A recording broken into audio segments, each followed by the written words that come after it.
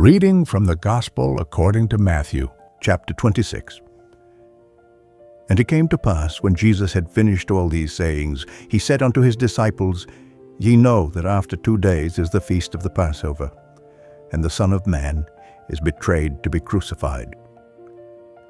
Then assembled together the chief priests and the scribes and the elders of the people unto the palace of the high priest, who was called Caiaphas, and consulted that they might take Jesus by subtlety and kill him. But they said, Not on the feast day, lest there be an uproar among the people. Now when Jesus was in Bethany in the house of Simon the leper, there came unto him a woman having an alabaster box of very precious ointment, and poured it on his head as he sat at meat. But when his disciples saw it, they had indignation, saying, To what purpose is this waste? For this ointment might have been sold for much and given to the poor. When Jesus understood it, he said unto them, Why trouble ye the woman? For she hath wrought a good work upon me. For ye have the poor always with you, but me ye have not always. For in that she hath poured this ointment on my body, she did it for my burial. Verily I say unto you, wheresoever this gospel shall be preached in the whole world, there shall also this that this woman hath done be told for a memorial of her. Then one of the 12, called Judas Iscariot, went unto the chief priests, and said unto them, What will ye give me, and I will deliver him unto you? And they covenanted with him for 30 pieces of silver. And from that time he sought opportunity to betray him. Now the first day of the feast of unleavened bread, the disciples came to Jesus, saying unto him, Where wilt thou that we prepare for thee to eat the Passover? And he said, Go into the city to such a man, and say unto him, The Master saith, My time's at hand. I will keep the Passover at thy house with my disciples. And the disciples did as Jesus had appointed them, and they made ready the Passover. Now when the even was come, he sat down with the 12. And as they did eat, he said, Verily I say unto you, that one of you shall betray me. And they were exceeding sorrowful, and began every one of them to say unto him, Lord, is it I? And he answered and said, He that dippeth his hand with me in the dish, the same shall betray me. The Son of Man goeth, as it is written of him. But woe unto that man by whom the Son of Man is betrayed. It had been good for that man if he had not been born. Then Judas, which betrayed him, answered and said, Master, is it I? He said unto him, Thou hast said. And as they were eating, Jesus took bread and blessed it and brake it and gave it to the disciples and said, Take, eat. This is my body. And he took the cup and gave thanks and gave it to them, saying, Drink ye all of it. For this is my blood of the New Testament, which is shed for many for the remission of sins. But I say unto you, I will not drink henceforth of this fruit of the vine until that day when I drink it new with you in my Father's kingdom. And when they had sung an hymn, they went out into the Mount of Olives.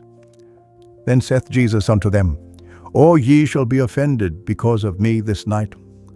For it is written, I will smite the shepherd, and the sheep of the flock shall be scattered abroad. But after I am risen again, I will go before you into Galilee. Peter answered and said unto him, Though all men shall be offended because of thee, yet will I never be offended. Jesus said unto him, Verily I say unto thee, that this night, before the cock crow, thou shalt deny me thrice. Peter said unto him, Though I should die with thee, yet will I not deny thee. Likewise also said all the disciples. Then cometh Jesus with them unto a place called Gethsemane, and saith unto the disciples, Sit ye here, while I go and pray yonder. And he took with him Peter and the 2 sons of Zebedee, and began to be sorrowful and very heavy. Then saith he unto them, My soul is exceeding sorrowful, even unto death. Tarry ye here, and watch with me. And he went a little further, and fell on his face, and prayed, saying, O my Father, if it be possible, let this cup pass from me. Nevertheless, not as I will, but as thou wilt. And he cometh unto the disciples, and findeth them asleep, and saith unto Peter, What, could ye not watch with me 1 hour? Watch and pray that ye enter not into temptation. The spirit indeed is willing, but the flesh is weak." He went away again the second time and prayed, saying, "O my Father, if this cup may not pass away from me, except I drink it, thy will be done." And he came and found them asleep again, for their eyes were heavy. And he left them and went away again, and prayed the third time, saying the same words. Then cometh he to his disciples, and saith unto them, "Sleep on now, and take your rest. Behold, the hour is at hand, and the Son of Man is betrayed into the hands of sinners. Rise, let us be going. Behold, he is at hand that doth betray me." And while he yet spake, lo, Judas, one of the 12, came, and with him a great multitude with swords and staves from the chief priests and elders of the people. Now he that betrayed him gave them a sign, saying, "Whomsoever I shall kiss, that same is he, hold him fast." And forthwith he came to Jesus and said, "Hail, Master," and kissed him. And Jesus said unto him, "Friend, wherefore art thou come?" Then came they, and laid hands on Jesus, and took him. And behold, one of them which were with Jesus stretched out his hand, and drew his sword, and struck a servant of the high priest's, and smote off his ear. Then said Jesus unto him, "Put up again thy sword into his place. For all they that take the sword shall perish with the sword. Thinkest thou that I cannot now pray to my Father, and he shall presently give me more than 12 legions of angels? But how then shall the Scriptures be fulfilled, that thus it must be?" In that same hour said Jesus to the multitudes, "Are ye come out as against a thief, with swords and staves for to take me? I sat daily with you teaching in the temple, and ye laid no hold on me. But all this was done, that the Scriptures of the prophets might be fulfilled." Then all the disciples forsook him and fled. And they that had laid hold on Jesus led him away to Caiaphas the high priest, where the scribes and the elders were assembled. But Peter followed him afar off unto the high priest's palace, and went in, and sat with the servants, to see the end. Now the chief priests and elders and all the council sought false witness against Jesus to put him to death, but found none. Yea, though many false witnesses came, yet found they none. At the last came 2 false witnesses, and said, "This fellow said, I am able to destroy the temple of God and build it in 3 days. And the high priest arose and said unto him, "Answerest thou nothing?